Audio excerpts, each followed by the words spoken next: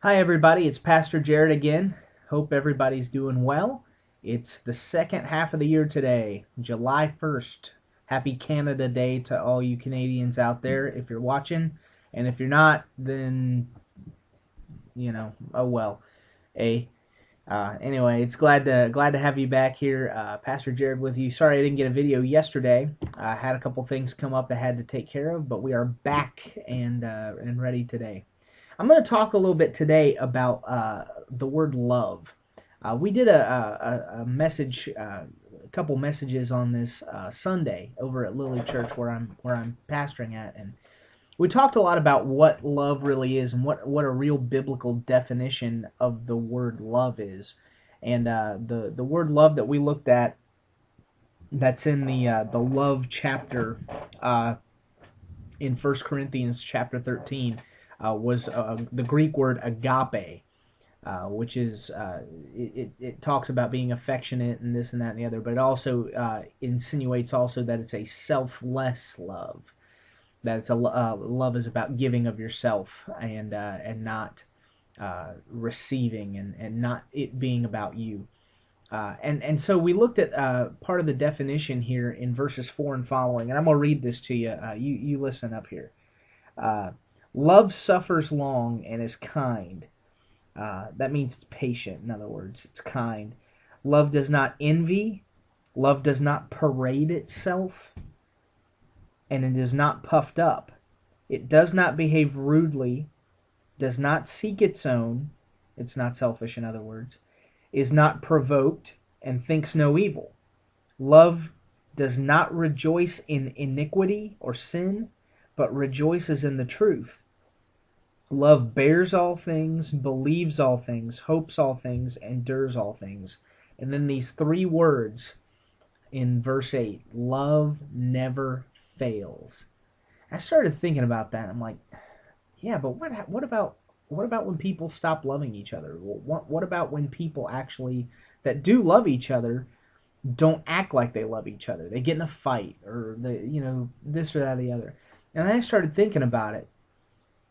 Guys, love in a true biblical sense is not perfected through human means. Can you be patient and kind all the time? Can you not envy all the time? Not parade yourself, not be puffed up, not behave rudely, not seek your own, not be provoked, not think any evil, not rejoicing in iniquity, but rejoicing in the truth, bearing all things, believing all things, hoping all things, enduring all things, and not failing? Can you always do that? No, you're human. So the question is, can humans really love the way the Bible says? And I kind of believe the answer is not unless they're able to love, unless Christ can love through us. If we want a true biblical definition of love, I don't think any of us can uphold that at all times.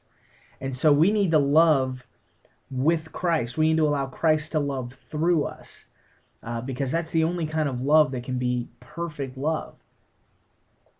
A lot of times love is about our motivation. Can you really love somebody if you love them selfishly? Well, if you love someone selfishly, that's not really love, is it? It's more about what you can get rather than what somebody else can get. I was watching TV this week. Actually, it was last week, and I saw this new show called what was it? The Philanthropist. And this new TV show, it's based on this guy who's like this billionaire, and he gives money to charity and all that kind of stuff with his business. But one day he's in Africa on some kind of trip or something, and there's a hurricane coming, big storm, and he's rushed to this boat so that he can get off the island. There's a bunch of regulars. There's a bunch of local people who are trying to get away too, and they're pushing this rich guy onto the boat, because he's rich and he's worth something, and these locals aren't apparently worth as much. And he sees this little boy cramped up in this corner, scared out of his mind, and he says, "No, we need to let this little boy on. Come on, let's let this little boy on." And basically what it goes through is he gets to the point where he can't find this little boy after he gets back on the main island, and he decides in himself he's going to just do good for the rest of his life. He's going to go out and he's going to really try to make a difference. And he meets up with this lady. He's trying to get some medicine to this remote village, and he meets up with this lady who's going to distribute the medicine. She's a doctor, and she says something that really hits him hard. He's like, I'm going to make sure I get this medicine to you. And then she says, well, but why? To what end? And there's so many people that need to be helped. What's going to happen is you're going to bring this medicine to us. You may make it to us, and then you're going to come back home to the States, and you're going to brag about it to all your rich friends, and you're going to have something, some kind of picture posted on your wall so that other people see what a great job you did, and that's it. You're not going to do anything the rest of his life. And so he kind of sets out to prove her wrong. And, I guess that's kind of what this show is going to continue to be about. But the point is that that's the way that many of us act. We do something good. We try to love someone, and help them out so that somebody will notice us and notice how good of a person we are. Sometimes we'll even do it just because it makes us feel good. Well, there's nothing wrong with doing good, but if you're doing good, why are you doing it? Are you doing it for yourself, to make yourself feel good, or to make yourself look good to other people? You should be doing it because it comes from a selfless love. And that true selfless love, to be honest with you, really can only come through loving through Jesus Christ. So anyway, that's all I got to say about that today. Glad you were here with us this morning, or this afternoon, or whenever you're watching this. I hope you enjoyed it. Again, you can reach us at lilychurch.com, LILYchurch.com. That's our website, and you can reach me at Pastor Jared, Pastor Jared, at lilychurch.com, or you can leave a comment on my YouTube wall or Facebook or whatever.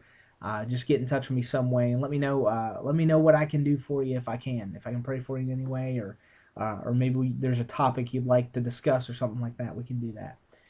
Thanks a lot again. If you're in the Shelby, North Carolina area, Cleveland County, Rutherford County, maybe even Mecklenburg or Gaston, come on over. Stop by. We're in Shelby, North Carolina on DeKalb Street, or off of DeKalb Street on Whitener.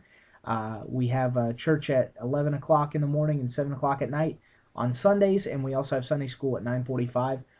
Be here. We'd love to have you here. I'm Jared, Pastor Jared, whatever. You can call me whatever you want, and we'll talk to you later. Bye.